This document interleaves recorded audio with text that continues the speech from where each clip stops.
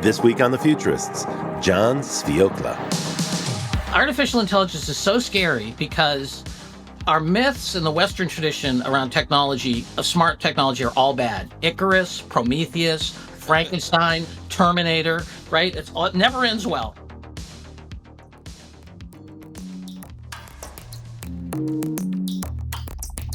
Hey there, welcome back to The Futurist. I'm Rob Tersick, and I am the host of The Futurists. My partner, Brett King, is on a well-deserved vacation. He's been working very hard for the past year, putting together our big events and traveling around the world to do his speaking and advisory work.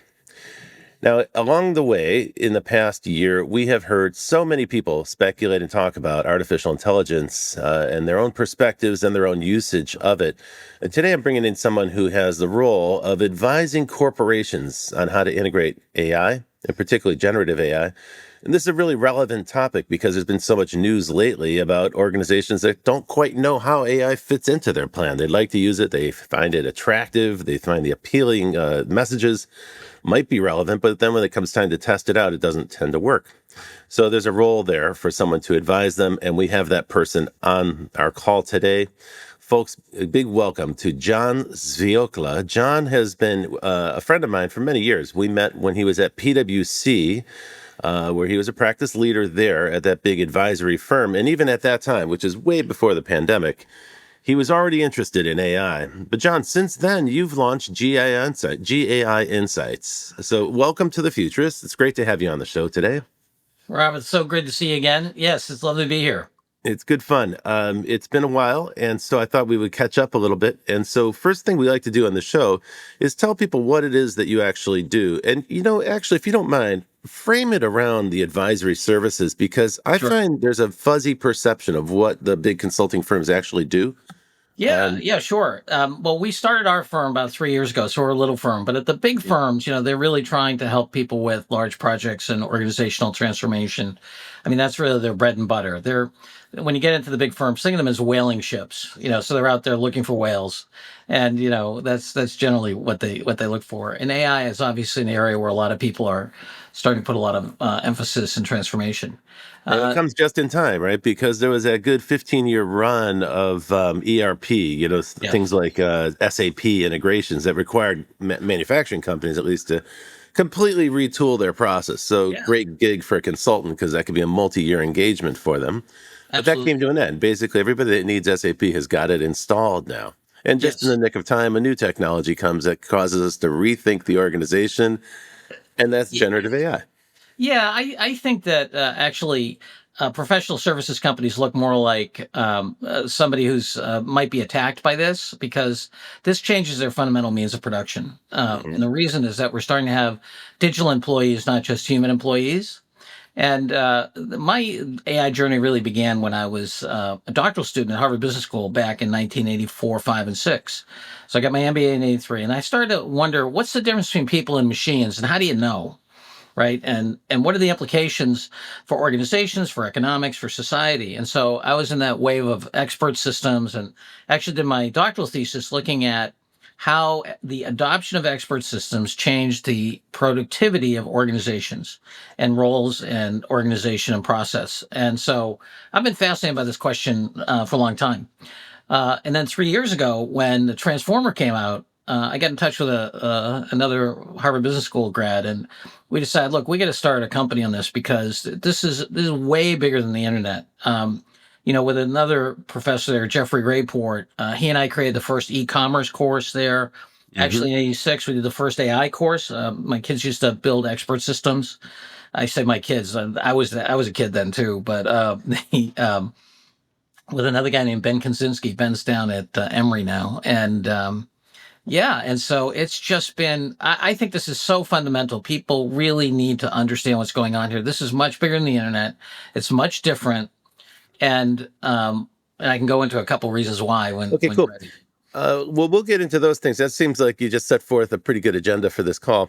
But before we jump into that, let me just cover a couple of your credentials. So you mentioned Professor Jeffrey Rayport at the Harvard Business School, and that's where you're an executive fellow. So you've actually helped him design curriculum. And as I understand it, you've also designed a curriculum around generative AI for the Harvard Business School with him. Yes, yeah, we're busy writing cases, and right now we're thinking about scaling laws and how do you scale and what that takes. I noticed that on the GAI blog. So I went to GAI Insights, where there's a resource center, of course, and there's a blog. And I noticed that that's one of the topics that you cover, Yeah, this question of scaling, and kind of getting out of the purgatory of tests and trials and prototypes and how to actually scale. By the way, that's a very good topic for this show because I really want to understand that. That's where a lot of companies seem to be getting stuck. sure. You're absolutely right. All the data would agree with you. Eh, And then Yeah, before we jump into all of that, just to cap off on that first bit there, we mentioned PwC, and for the people who are listening, if you're not familiar with the big advisory firms, PwC competes with Deloitte and McKinsey and Accenture and other major consulting firms around the world. These are global companies. It's a gigantic industry where they provide insight and advice. But very often in the last 20 or 30 years, that's largely been about software development, where they help companies develop new software systems. So, most companies don't develop software, and most companies are manufacturers or they provide a service. And so it's outside their wheelhouse, and they're not quite sure how to get started with a project like that. And back in, oh gosh, I'm trying to think, John, it was probably 2017, 2018. yes, You and I had a conversation, I remember in Miami, about yes, the looming threat to the advisory for these big advisory firms that artificial intelligence could actually threaten their business. So, just yes. to recap that for the folks who are listening, John and I spent a lively evening chatting about the imminent doom of the big advisory firms at the time. It seemed like artificial intelligence, if you could have basically advice on demand from a machine, why would Right. you need to hire a consulting agency? Let's start there because I think that was the beginning for me of really taking this wave of AI seriously. And this shift from expert systems, rule based systems, or analytic AI towards generative AI, where it actually creates new content. Now, that's a pretty big shift. So, why don't we start Huge. with that idea, that transition? Yeah, yeah. Well, what's amazing is the easy way to think about these tools. I think is they're like power tools for symbol and knowledge work.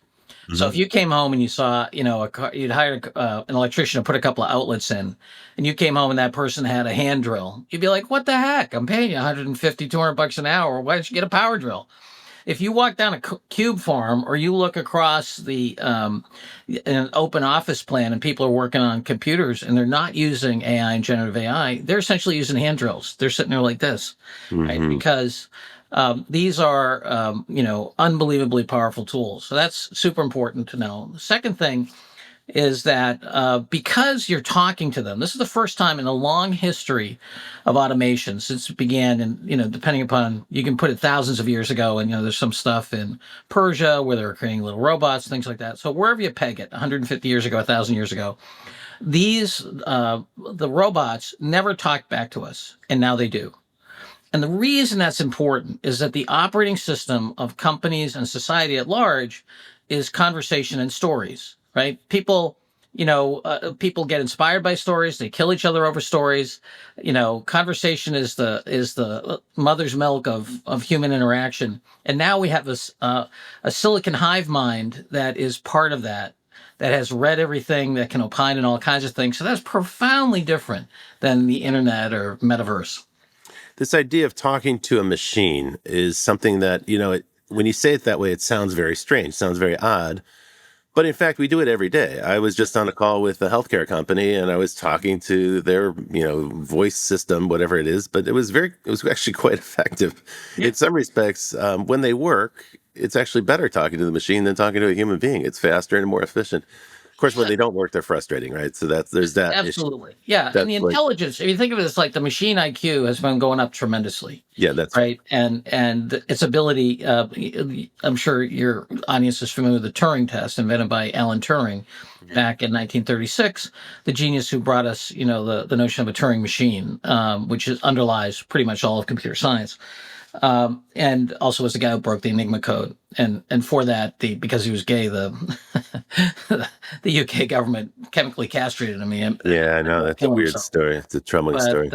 anyway, the notion of being able to talk back, that you can't tell the difference if you're talking to a machine or a human, that was the Turing test, and we've passed the Turing test for Yeah, sure. that's right. That's for And sure true. And And we're getting to a point now where deepfakes are so compelling oh that yeah, it's going to be very hard to tell if the person on the Zoom call is a real person. I think in a year or two that distinction is going to be erased or yeah. blurred. Well, I think that we're going to see a really odd combination of the fragmentation of consensus reality and the acceleration of scientific knowledge. And That those is a big disconnect. Yeah, that's a big disconnect. that's Let's a big unpack that. distinction. That's a good. Tell me more. Yeah. Well, first of all, I want to pass a law that says, and nobody's ever going to pass this, that says you cannot use a technology that wouldn't come from your belief system. So if you're a young earther and you think that the earth was born 5,000 years ago, you shouldn't be able to use the internet, a cell phone, anything, because the science that got you those technologies also says you're wrong. So if you want to be a fundamentalist preacher, you can go and live like an Amish person, stand on the corner, but you can't use TV. Uh, unfortunately, that law is not going to pass. We got, Mike But your Johnson. point, I take your point. I mean, I know you're joking, but I take your point, which is that people can have belief systems that are fundamentally disconnected from scientific reality, and yet they're equipped with these high-powered Right. scientific Yeah. tools that help them accelerate the dissemination of those ideas. And so it is a very strange disconnect. And by the way, Yeah. I think society is, it's in a way under assault from this now because it's so easy to mass Oh, yeah. produce misleading information. You see it every day in social media. Some Absolutely. people swim in those waters all day long. They don't have any appetite for mainstream media or traditional news. They're no longer consumers of that. So Yeah. that's all they're exposed to is these kind of sometimes warped screeds based on an emotional rant versus any kind of logical or analytical Yeah. framework. I mean, you think about, look, what are the algorithms of Google and Facebook and so forth. They have a computational model of my cognition, and they have a computational model of my social cognition, right? My social group and network. And I have actually, when I was a doctoral student, we did a lot of work with mathematical sociology and the power. You can show that ideas propagate, and they're contagious. Even obesity is contagious if you look at the social network stuff. So it's very, very powerful.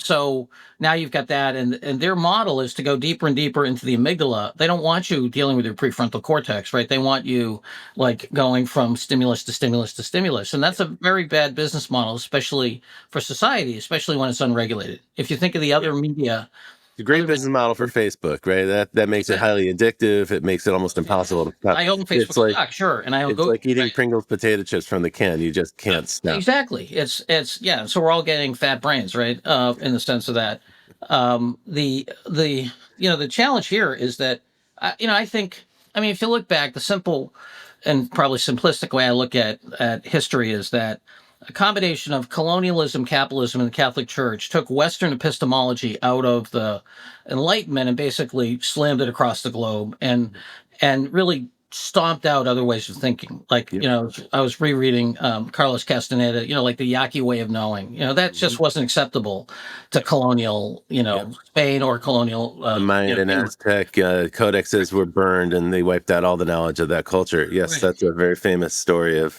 colonial oppression. And we live with the consequences of that today because we're stuck. We're kind of hardwired to mono thinking, sort of a monolithic thought pattern. Exactly. Yeah. And, But and globalization, frankly, is an outgrowth of that. And globalization, it's like you either opt into globalization or you don't have an economy. So the well, countries on the exactly. receiving end have no choice. Right. Then So we, of course, set up business schools all over the world to teach people in this discipline. So we're promoting it through the education system as well. yeah, and the wealthiest people in the world right now are stupid epistemologically and morally. So if you look at, the kind of stuff that Elon Musk says, he'd fail out of a philosophy class, right? Right. With stupid stuff, right? Right. And I used to think it was just an intentional, power thing, but now I think he really doesn't understand it. He's a Right. All genius right. So from he's not just a troll. He's actually quite like stupid. he's quite stupid when it comes to actually candidly. Your feels doing, if you're against AI, you're the Antichrist. I mean, how idiotic is that? I mean, give me a break. I mean, look, just because you're rich doesn't mean you're smart, right? Now, the Okay. So take me on a little journey here. You mentioned expert systems several times at the beginning of the show. sure, And for the folks who are listening, that's kind of an old approach to AI. So artificial Absolutely. intelligence itself is not new. It's been around since the 1960s. It's got a rich heritage, but it's also Yeah. had its peaks and valleys. And at one point, there was a belief that if you trained an artificial intelligence, if you built a system and programmed it with enough rules, Right. and you just had an expert set down all the rules for baking or Correct. all the rules for doing a financial plan, Yes. then Yes. you could actually create a system that would automate that. And it wasn't a bad theory. It just turns out that you need an awful lot of rules. And many of the humans who are considered experts have internalized that logic such that they can't actually identify the rules. Nevertheless, those systems work. They served us well. If you scan a check on your phone, that thing that's reading your signature is that old fashioned analytical AI. And we've had that for 30 years. So this is not a new thing. Absolutely. And it's actually quite reliable. But that's partly because it's programmed. And the difference here is the difference between programming and training. So now we have these AIs, and we're not quite sure how they work because it's like an emergent capability. When you throw enough data at the generative AIs, they start to demonstrate capabilities that we didn't actually plan or program Exactly. intentionally. And as a result, we can't actually tell you how it works. And when I say we, I mean the people that built them can't tell you how it works. Now, John, this introduces some kinds of, I think, risk factors for corporations. And I think it explains why companies are a little hesitant to jump into generative AI because it seems like it's uncontrollable or unpredictable. Tell me about that. Yeah, it's first of all, very well said in terms of there's not functional understanding of exactly how these models work. The way I think about it is we're managing them behaviorally, right? We put a bunch of stuff in, we look at a bunch of stuff out, and we try to change its behavior through human feedback, right? So we're not managing it from the process out, right? And so And we that's know it doesn't think the way we think, so it's not really a model of human cognition. This is a mistake I think quite a few people, and even people who are quite knowledgeable about this, they fall into that pitfall where they say, well, it's a kind of human intelligence or an extension of human intelligence. I don't think that's really true. I don't think it's a reflection of the way we think. And we I, certainly, I'm not trained on billions of images of cars to learn what a car is, right? I have a right. different way of arriving at that understanding. Yeah, well, absolutely. The way I think about it is, look, birds fly, planes fly, right? They fly differently. Machines think, people think, right? And it's almost irrelevant to an airplane how a bird flies, give or take, right? But at least we understand both modes of flight. We can't say the same about both modes of intelligence. Correct. Yes, it's an emergent property and pretty profound. Back to your question of risk, I Mhm. think there's different things that people do. First of all, when you're managing a business, there's lots of things you can do to contain the risk. Like, if you're one retailer we work with, for example, if they have a mistake in the generation of a new idea, for a product, well, that's not going to hurt anybody. If you have a medical diagnosis that's wrong, that's going to hurt somebody. And so there's the risk of that. And then the other thing that's happening is there's all kinds of truth making mechanisms. So a lot of people look at generative AI and get worried that, hey, it'll never be 100% right. And that's true. It won't because of the way the math works. But the what we're seeing evolving is stuff that looks a little bit like what we saw in the 1980s plus the neural networks, which is more general knowledge. I think that the evolution of these models is going to go as follows: that you have a stimulus comes from a human or a machine that gets parsed, and you say, "Oh, we can actually look that up. That we can give to a traditional model. That we can give to a large language model." Right. Then there's going to be a truth function coming out of each of those activities. Is it high enough, right? And there'll be a quality truth function.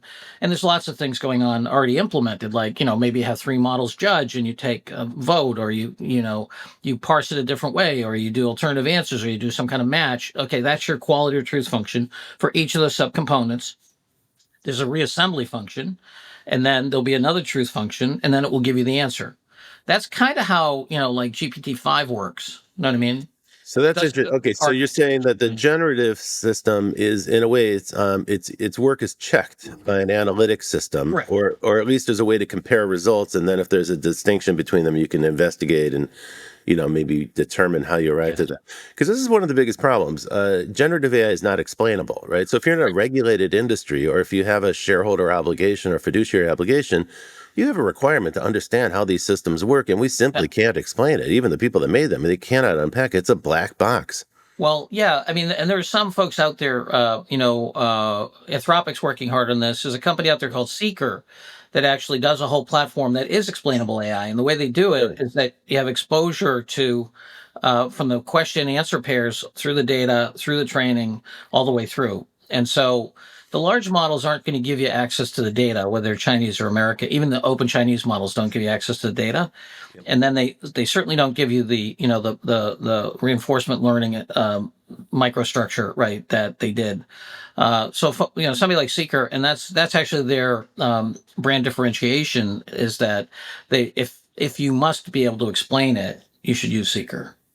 That makes a great deal of sense. I'm thinking anyone in the finance industry, a field that is a very good fit with artificial intelligence, but not good with generative AI in the sense that they have a regulatory obligation to be transparent to regulators, and they don't seem to be able to Sure. do that with generative AI. So that could be quite a good outcome.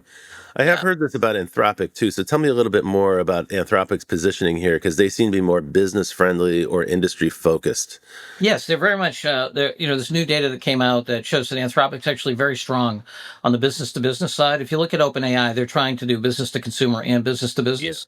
Yep. Whether you saw their announcement last week with Walmart, which is a huge deal because we're going from search engines to answer engines. Yeah. And the a good rule of thumb that we created when we did a market space course, which was the first e-commerce course at HBS, Harvard Business School, back in the 90s, 95, January, was anybody who's first in the demand chain wins. So if you can sense demand first before anybody, and you can do that at scale, you win. So what happens before purchase? Search happens before purchase. Yep. What happens before search is exploration of intent. The models get an intent before search, before purchase. Hmm. And so when OpenAI sees 700 to 800 million people a week, and then they partner up with Walmart, who sees at least 60 million Americans or more a week, Hmm. and that becomes the front door. And then Walmart then leverages that using their physical infrastructure the way Amazon does.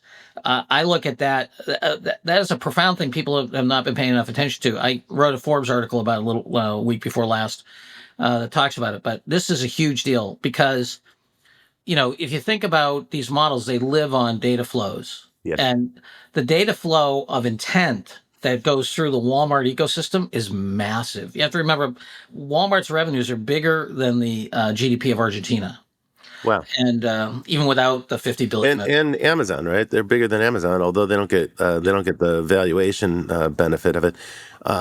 Okay, so Walmart's got all this very recent, very current information about what people are thinking about, what they're interested in. Package it up for me. What do you think that experience will look like when they partner with OpenAI? What will the consumer experience of that be? Yeah, It well, won't be first an of all, OpenAI product. It'll be a Walmart product, right? You'll encounter this on Walmart.com. I, But we don't know. I don't know how they're going to brand it, to tell you the Okay. truth, whether it's, OpenAI Inside or whatever. If you step back, think about it analytically for a minute. What do you want to own? What you want to own is models of reality at scale that are byproducts of your normal business, right? Because then your digital twin, or whatever we're going to call it, right? Mhm. So you want to own that stuff. You want to own proprietary information flows. You want to own things that have natural economies of scale, and you want to own.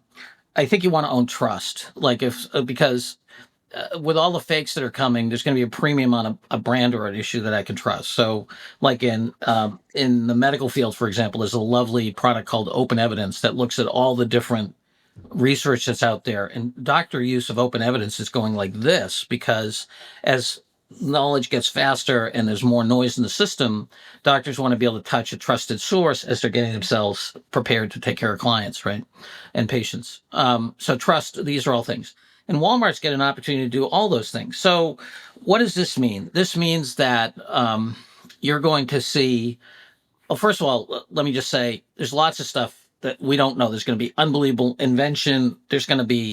I think there's going to be the most incredible flourishing of entrepreneurship in forever. And it's going to be due to at least three factors. One is the professional class is going to see massive unemployment. So lots of smart people are going to be looking for stuff to do. Second, I think capital access in this country, even with all our craziness, is orders of magnitude better than it is. And I'm using that formally, orders of magnitude, like, 10, 100, 1,000x greater than any other place in the world. Mhm. And I think that what's happening is that because of the availability of expertise, that where you used to have to build up expertise, you're going to be able to buy it, as the phrase goes, service as software, right? You're going to be able to buy expertise, and whether it's a marketing plan or, market evaluation or legal advice. I never sign a contract now that I don't put through a model. And, Really? Why? so I'm still buying, huh? Oh, because you get free advice if you put it through the Well, model.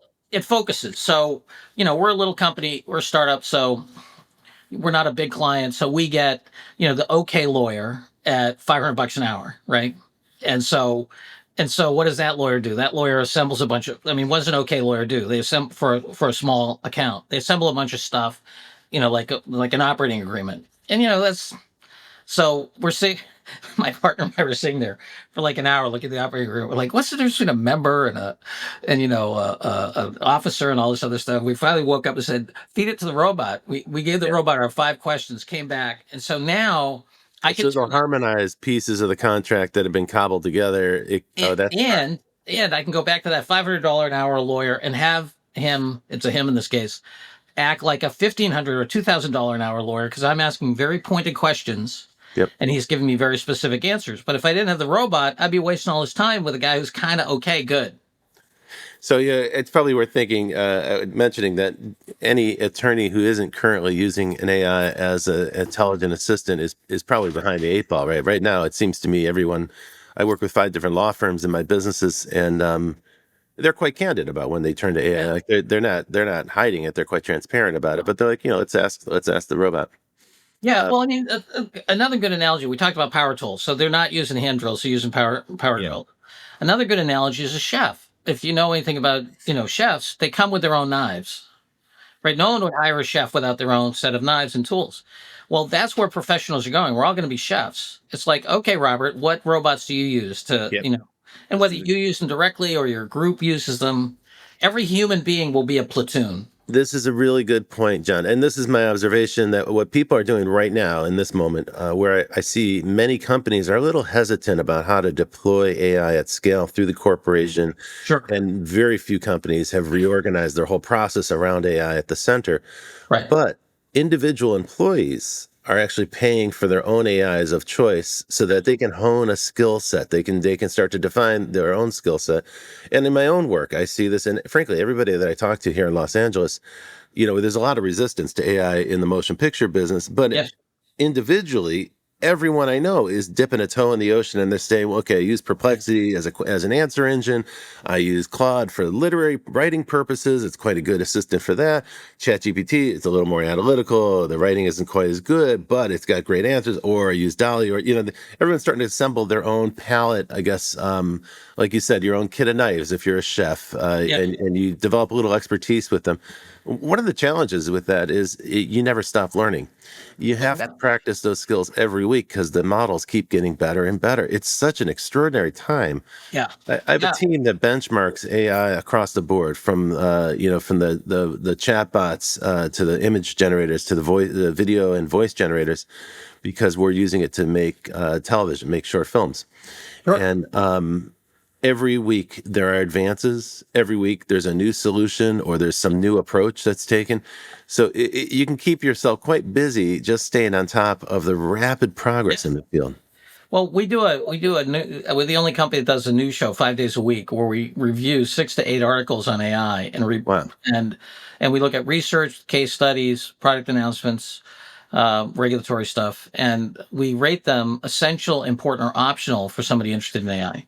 And anybody's can get that at GAIinsights .com. Just sign up for the newsletter or watch, if you want to watch the thing live, we stream it on YouTube and linked it. But yeah, we've done 423 shows, and so we do it every morning, and it's That's very useful. So you break it down and tell people what nuggets of wisdom they can extract.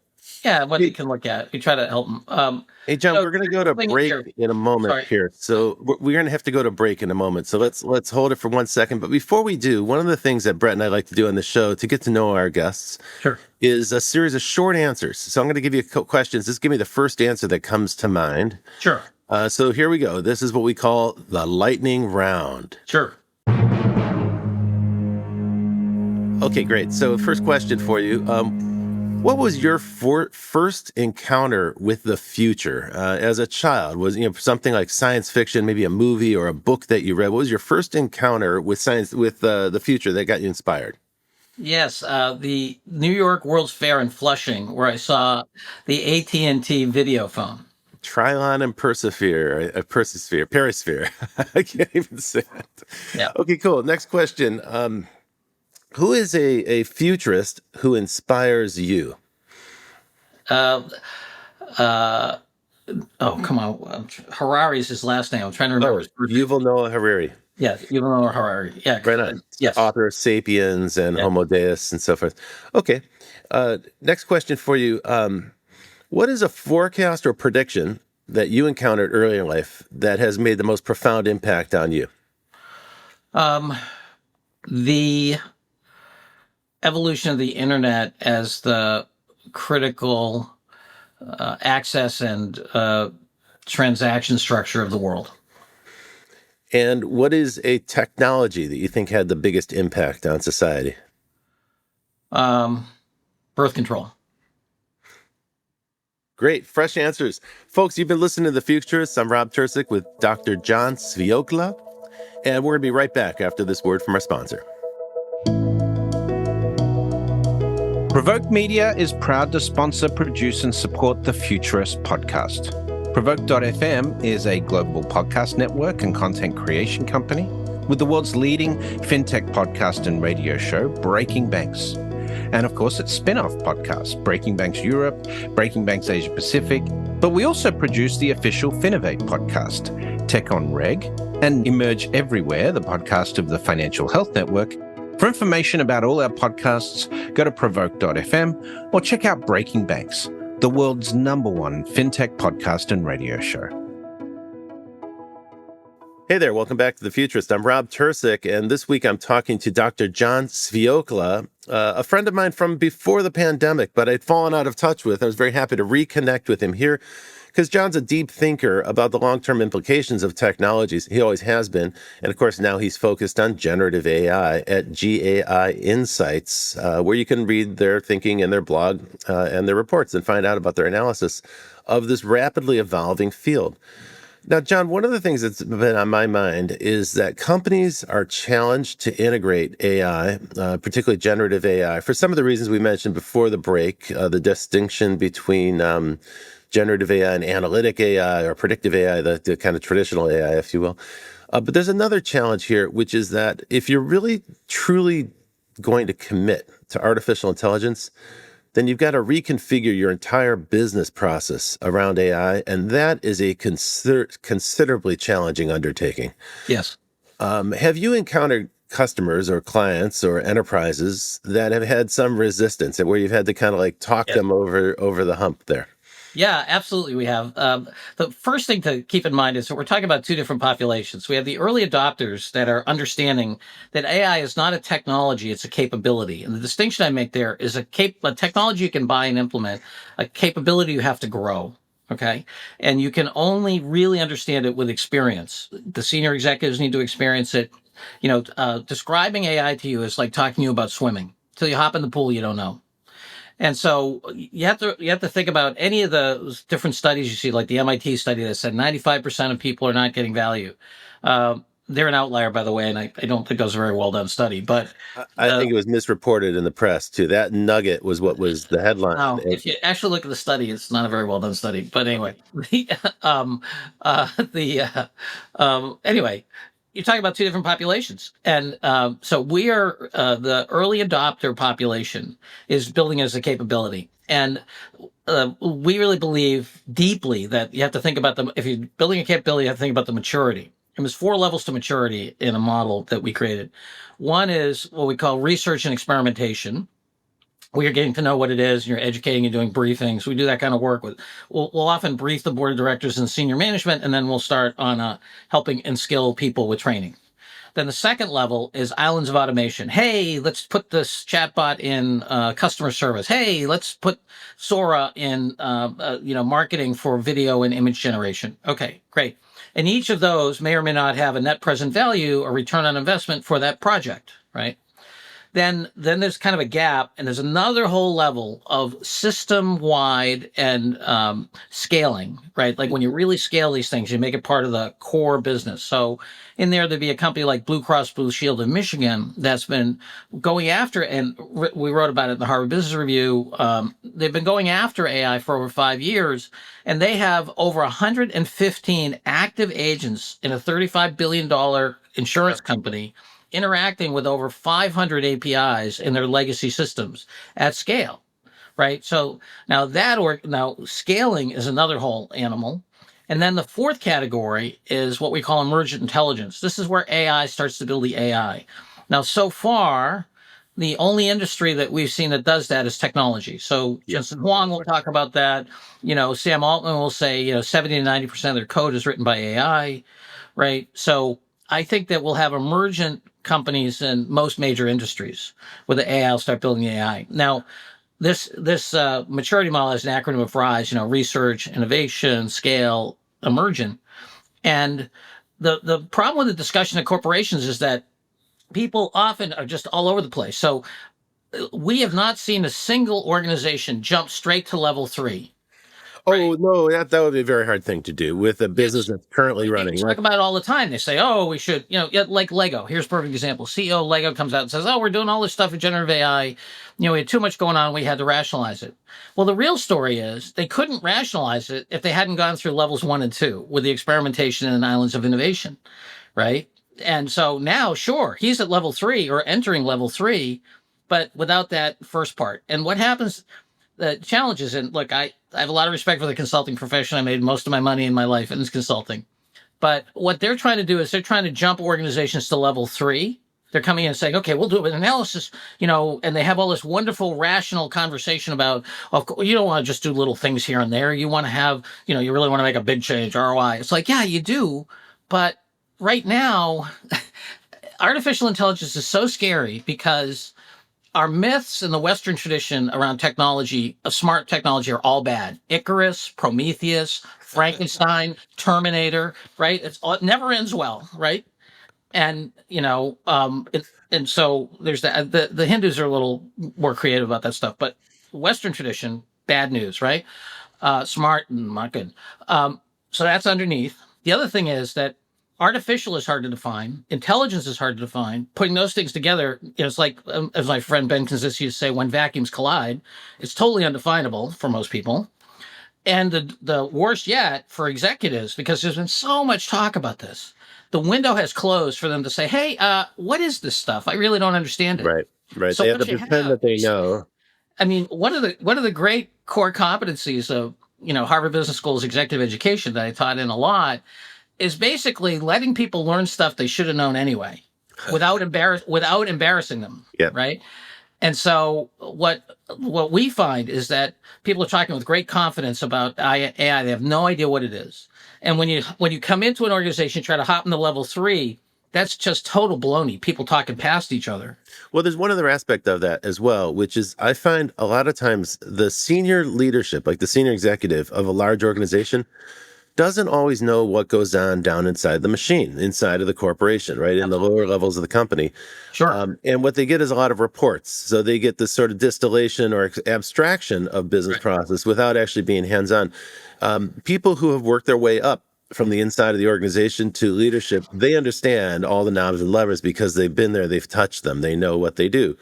But for people who've come in, say, for instance, a company switches out its management team and brings in people from another field. It happens all the time in big corporations because they're very good at running, large-scale enterprise. They understand how to report. They understand how to deal with shareholders, but they might not understand what's going on inside the machine. These people are dramatically ill-equipped to manage this transition because they don't know which parts to change out. They don't know where AI is going to make an impact, and they don't know where there might be a gigantic risk. Yeah. So as a result, they're hesitant. Now, how do you approach that? Because there's a lot of fear involved, right? This is gigantically risky, and it's not just, it's not just people are hesitant because they don't understand. There's real consequences if they get it wrong. You could tank the company. Absolutely. Yeah. Well, I think all firms are on what I call a T60 timeline. We're T minus 60. And what 60 is 60 months. You have either 60 months or less to go from a human-centric organization to a hybrid organization. And that hybrid organization has a combination of humans and machines, okay? You have digital employees and human employees. And if you don't do that in the next 60 months or less, you're not going to be competitive. You still might be in business. Look, Macy's is still in business. Is Macy's a healthy business? No. Mm-hmm. Right? And if you get on the wrong side of that, you don't get the talent, you don't get the leading customers, and you don't get the capital. So that's all happening very quickly. Now, let's say, as you say, come in, you have new management, doesn't understand a business. The progression is still pretty straightforward, which is you have to spend somewhere between 3 and 9 months educating and having people use hands-on stuff. Then you spend another 3 to 18 months, depending upon how quickly you are, on islands of automation. At that point, you're ready to start saying, okay, let's look at the system. Let's look at scaling. Mm-hmm. So basically 9 to 18 months, you can take any organization and get them to the point where they can really act. Wow. Okay. That's the most optimistic thing I've heard from a guest on this show in many, many weeks. So thank you for sharing that with me. Let me put a little historical context on this for folks who are listening. Usually when we talk about the system-wide implications of artificial intelligence, we're talking about a general purpose technology. And so we hear that term GPT, and we think that stands for GPT, like GPT-5, like General Pre-trained Transformer, which is one of the ways to describe these large language models and how they're applied. But the original GPT is a general purpose technology. Think steam engine, or putting a steam engine on a locomotive. You create railroads and national transport, or telecommunications. The internet is also an example of that. Electricity is an example of that. So these are technologies, they're called general purpose because they apply to so many industries. Yes. And they're so fundamental that they're going to cause you to reorganize the industry. The examples I love to use are the way factories in the 19th century were reshaped with the advent of electric motors, right? So you started with steam engines, and that meant that the entire factory ran on this system of belts and pulleys and spindles and axles that were all driven off of a single motor. And as a result, the factory was vertical and kind of narrow. As soon as electric motors came, you could rethink the process because you could put electric motors at each different station. You didn't have to have them all connected to a belt and a pulley system. And so you put little electric motors throughout the whole factory, and you could have horizontal factories the way we have them today. Absolutely. That's one example. And what that made it possible to do is help people specialize. You could move parts around faster. You weren't banging into things. There were fewer injuries. There's a lot of benefits that came from that. The main one is that you're not moving things up and down in a vertical factory. You're moving them across, and that's way more efficient and way less risky. Another example, of course, is Henry Ford's assembly line, right? So that's an application of the ability to use electric power to move the actual parts that are being built, say in this case, a car chassis, to the workers. Instead of the workers moving parts to the thing and bolting it together, the huge efficiency gain, the ability to crank out 100 times more cars in a single day and drive the cost down. So when you reorganize your business with a general purpose technology at the core, you can unlock tremendous productivity gains. Now, this is the promise of AI, right? This is the promise. It's going to unlock tremendous productivity gains. And the specific fields where that's going to happen are the fields that haven't seen productivity gains. So we have had tremendous productivity gains the last 30 years, mostly in the fields of manufacturing, retail, distribution, places where we could apply automation at scale. We haven't been able to do that, though, in fields that require a lot of human labor, things like healthcare, entertainment, education, banking. These are highly regulated businesses. They move rather slowly, and they innovate very slowly, partly because they've got so much legacy stuff they're dragging forward, and they're under obligations to regulators that slows them down.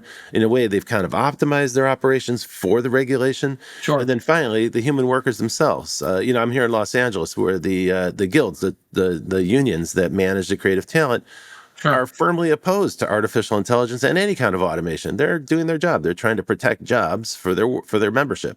Yes. But all these things tend to slow those businesses down. Now, this is where I see great opportunity for AI. Any field that hasn't seen the productivity gain, any field that's got a high amount of human labor, is a field where you could probably apply AI and unlock tremendous productivity gains, which means benefits for customers, benefits for end users, lower costs, and probably higher profits. So these are really great potential benefits, but getting from here to there is a massive undertaking. Yeah, absolutely. And, back in September 23, we wrote an article in the Harvard Business Review that introduced this framework we call WINS, which was is the work made up of the creation or improvement of words, images, numbers, and sounds. That's great. That's like a recap of the symbolic language processor, symbolic, yep, okay, information processor. So then, that describes an awful lot of white collar work, right? You're sure dealing does. with, And then how digitized is it? If it's already digitized, right. and if it's high on both of those, like for consulting firms with lots of movies and so forth, lots of parts of movie, then you're what we call in the crucible, right? Because the core production is getting changed. Yeah. I think that there's the other thing to remember about the Industrial Revolution. It was also a knowledge revolution. So you had Fred Taylor and you had business improvement.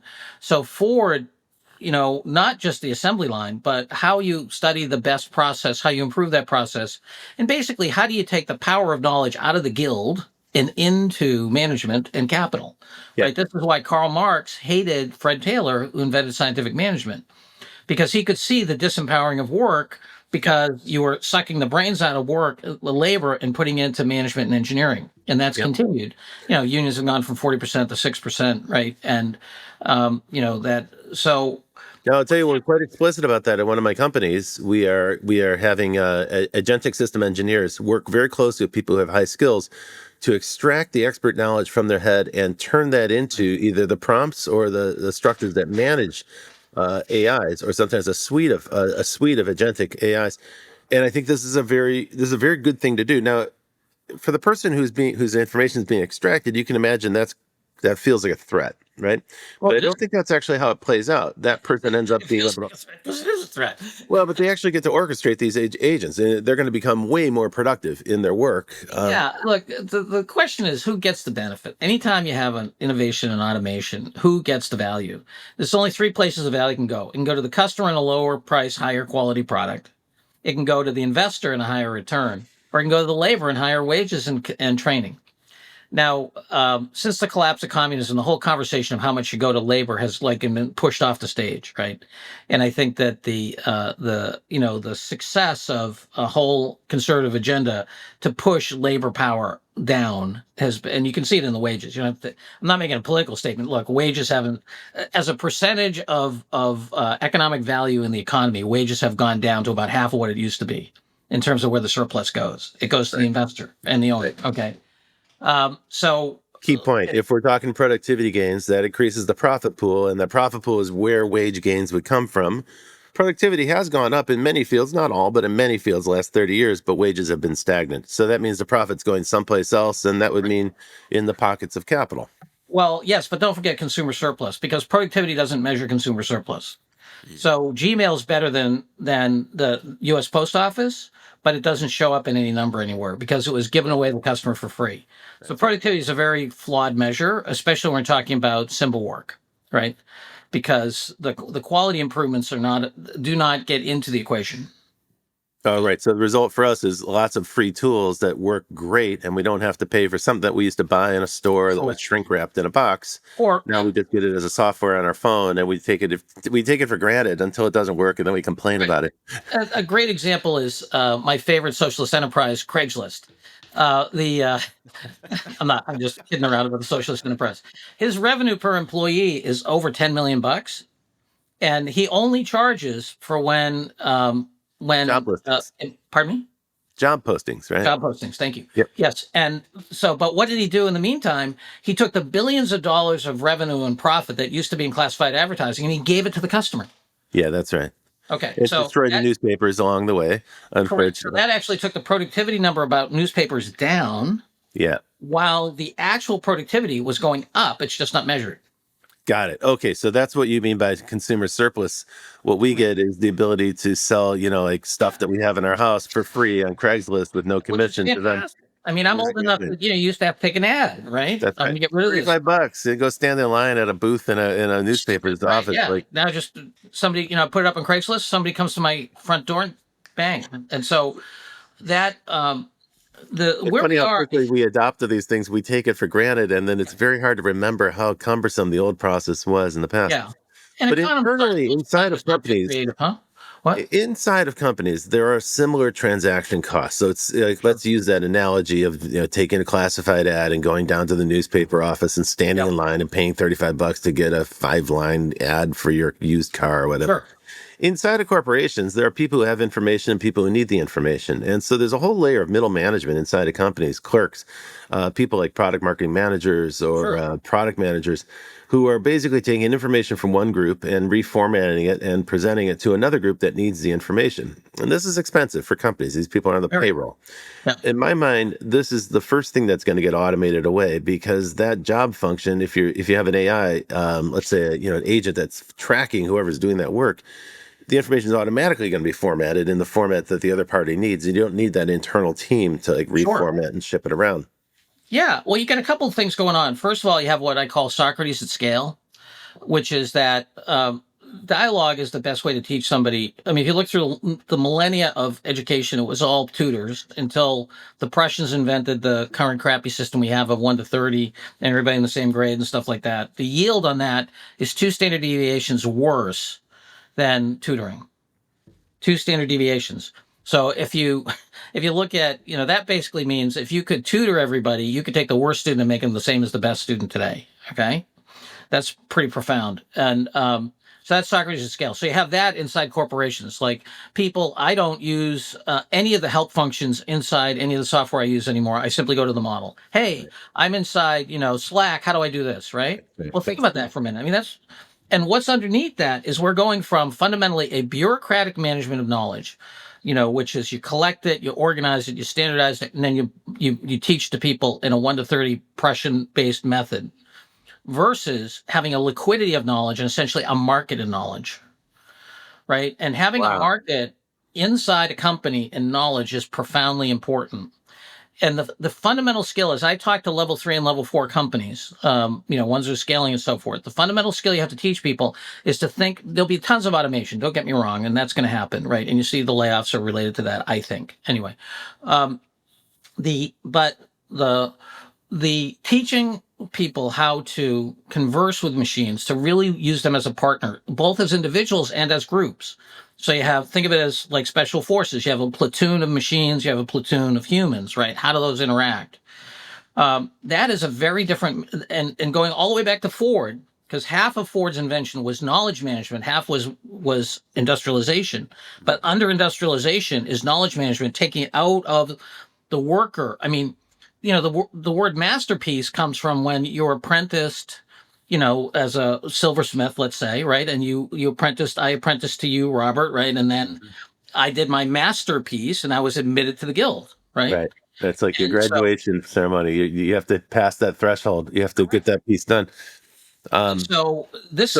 Each person has to develop their own way of conversing with these machines, right? And you're going to come up with ways inside the organization. The other thing is we're going to have things that look like quasi firms, which you kind of have now with stuff like Etsy, which is, if I'm an Etsy producer, I'm a combination of an independent sitting on a platform, which is kind of a quasi firm. Yep. Varoufakis would call it, you're basically a digital serf. Okay. Is the language he uses, which I think is not far from wrong. His ideas about profit are stupid, but his other ideas are pretty cool. So inside organizations, you're going to have services as software, right? And the fundamental knowledge on demand, Socrates at scale, this is profoundly changing, because if my firm can learn 2 standard deviations better than your firm, as long as they're not learning silly things, I'm going to crush you. Right. I'm going to crush you. And if people are interested, I have a little TED talk on this. So this is much more profound than the internet, because internet didn't change the way we learn. Okay. This is changing the way we learn. Oh, right. Internet was information on demand, but you still had to know where to find it, what to ask for, and how to learn it. You had to read it and process it and integrate it. Here, the AI can actually teach you. I find that's a really helpful way to use these generative tools. Yes. Tell me how to understand it. Break it down for me. Give me a lesson. How can I master this? And it will absolutely do that stuff for you. I mean, this morning, I'm looking at this new probabilistic-based, computing that's built on the Cerebras giant chip, right? And I don't know from Adam. I mean, I know a little bit about computing, probabilistic-based computing. So I'm sitting there with a robot giving a formula saying, how does this work, Mm-hmm. I mean, that's just, and step by step. I understand this. I don't understand that. Could you explicate this? And the thing is that I don't know what the percentage of autodidacts is. the person who goes down to the library and teaches themselves everything they would have got from a college, right? And so let's say it's 2%, 3%. It's not more than 5%, right? The autodidacts, they're going to just go nuts. But for the rest of the world, the other 95%, we have to create a socio-technical system that gives people motivation and social proof and all kinds of stuff to use these things in a way that is productive, right? And that's going to be true inside companies, and it's going to be true in education. That's why I think that we're in for a lot of. I think we're. It drives me a little batty when I've got a bunch of friends who are wealthy and they're automating the shit out of everything, and and they're like, oh, we always, people are pessimistic about the unemployment. It's like, we've had other things that we've changed. It's like, well, wait a second. First of all, the first big one, the answer is no, that didn't happen. When we did industrialization, we don't teach it in America, but our labor history was bloody and ugly. Okay. Yeah. I mean, I'm here in Chicago. There's a lot of people eating each other, Yeah. Okay. So there's Pullman riots. Like, Chicago was the nexus of. But we don't teach that to kids anymore, right? We kind of start past that. Then the second thing is you say, okay, the computer revolution. Well, what happened in the computer revolution? They were scared to death at the end of the World War II with 13 million American men coming back. They'd seen something else. They'd aged very quickly. Were they going to come back communists? What were they going to? And there's this wonderful quote by Levitt, the guy who built Levittown in New York. These manufactured houses that, were very affordable and available. And he said, when some guy has a mortgage, 2 car payments, 3 kids, a wife, and a dog, he's going to be too busy to be a communist. Okay. That's true. If you make people owners. There's truth in that, Yeah. And so we also had the GI Bill. Social mobility was much greater in this country. Women didn't have to work the way they have to now. Wages were getting a much bigger share of the profitability. You could go and get educated very cheaply for, just a couple, for maybe 2, 3, 6 months worth of wages you could pay for a college year, right? Not now. You got to take 10 years to pay for it, right? Okay. So I think we're back more like the Industrial Revolution, where there was none of the labor liquidity and government investment in upskilling that we had in the last revolutions. And so I think we're in for a rocky road until we step back and we ask 2 questions. First of all, what's the common good? Who's the Ben Franklin of AI? Who's going to create the public library of AI? Okay. We haven't got that. We haven't got anywhere near enough of that. And the other thing is, what investments are we as a nation going to make in labor liquidity the way that we did before? If we answer those 2 questions, then I'm very optimistic. If we don't answer those 2 questions, and we have the $1 trillion in private equity that's sitting on the side come in and just rip labor out of stuff and give all the returns to capital, that's going to be ugly. Although, I hear this all the time in the show. People come in, I challenge them on this concept because I fundamentally disagree. The idea that AI is going to take all of our jobs, we're not going to work, and somehow we're going to all be required to take like a universal basic income. I reject this as fallacy. I don't buy any of that. I don't either. But I hear it all the time because I think it's very lazy thinking. It's unimaginative. The reality is, people adapt, people are smart, and people are inventive. They'll come up with ways to manage these tools themselves. I think your point earlier about there being a lot more entrepreneurs, I think we're already seeing evidence of that. The cost of starting a company has plummeted. So there's very few barriers if you got the motivation. That's not for everybody, but that's one path forward. But tell me what you think the government can do to intervene. Like, what would the path be towards stimulating labor liquidity, as you said?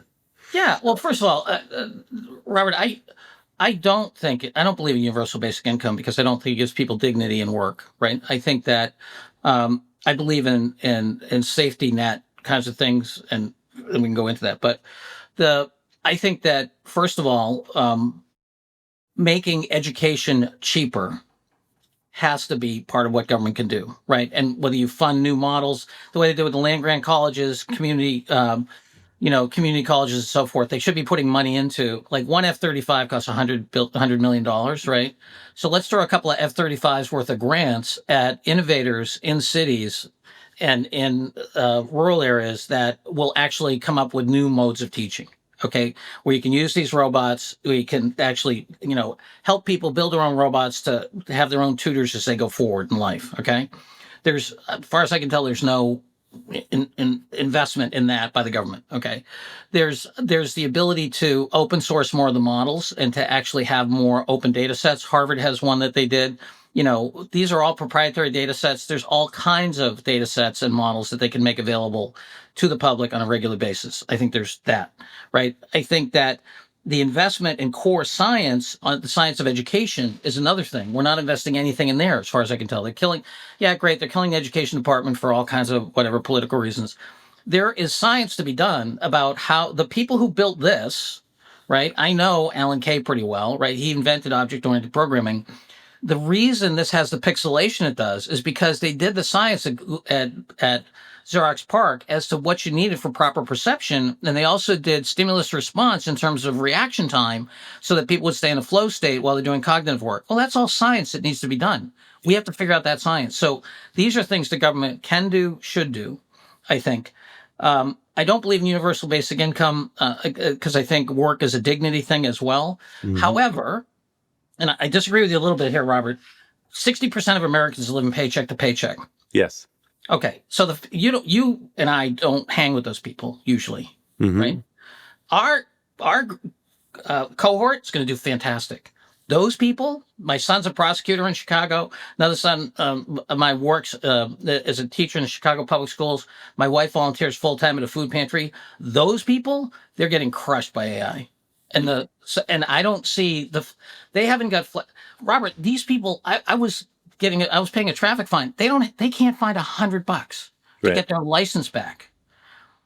And I'm not talking about a small amount of people. I'm talking about millions of people. More than half. Yeah, that's a huge problem. So I agree. I'm talking about those people, okay? Not our friends. Our friends are going to do great. Right. So there's a big societal divide that already exists. It's going to get exacerbated by this technology. John, right. give me another forecast. Tell me what you've envisioned. How this is going to look in 10 years if these trends persist. In 10 years, warfare is going to be unrecognizable. You already see it starting to happen with the Ukraine war, where they have miles of roads covered with fishing nets to create a fishing net tunnel that they can actually send their stuff through. So war will be unrecognizable. We're going to have unbelievable breakthroughs in science and material science. We're going to have magical catalysts that'll do crazy stuff and things like that. I think certain diseases will be deeply, if not completely cured. Huge progress. We're going to have huge progress in science. I think that we're going to go one way or another on what we do with the surplus of this. Are we going to make an investment as a country in the factors that make people more productive? And, right now we're disinvesting in those on an aggregate and specific basis. And so I think if we don't make those investments, we're going to have more political strife. If we do make those investments, I think we're going to have, the most miraculous generation of Americans ever in terms of productivity. But I think that's a political choice. And I think that last but not least, this device is going to be more and more of the intelligence is going to migrate to the edge because that's natural in nature. You look at my finger, it's got all the information to recreate me sitting right here. It's massively redundant and decentralized and localized. And I think that's the natural progression of intelligence, is to have a mesh of complexity and decentralization. And so in our world, in the digital world, that means that this device is going to be hugely important, both in terms of your experience and the overall architecture. And for the folks that are listening, John's pointing to his Apple smartphone. So we're talking about the phone as a decentralization, instrument of decentralization. Well, John, we could continue on that topic for a long time because decentralization is important. Right now, the AI companies are going the exact opposite way. They're centralizing these huge data sets and they're centralizing the compute power and so forth. Be interesting to see how that unfolds, how open source might challenge that. Yeah. Don't forget the Chinese are doing, I think, a very smart job of open sourcing more and more powerful models. Yep. And with the current... they're doing that to blunt the edge of the U.S. tech companies. And honestly, if they're successful, they could tip the country into a recession.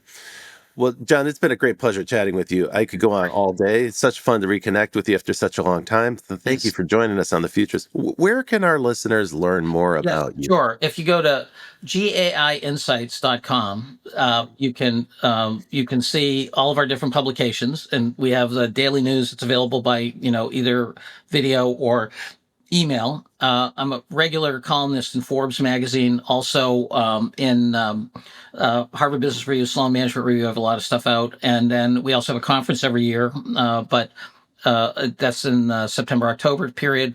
But yes, just follow us at GAIinsights.com, and we love it. We do it every day. We'll try to instill you for the hybrid future to come. Super fun. Thank you for joining us on The Futurists, and a big shout out to the folks at Provoke Media that make the show possible. And thanks to all the folks who listen, especially those who send us notes and questions and comments on social media. I'm Rob Tersick, and I'll be back next week with another person who is shaping and influencing and building the future that they envision. Until then, I'll see you in the future.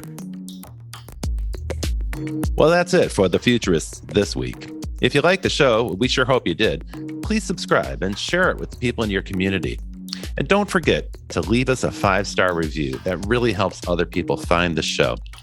And you can ping us anytime on Instagram and Twitter at Futurist Podcast for the folks that you'd like to see on the show or the questions that you'd like us to ask. Thanks for joining. And as always, we'll see you in the future.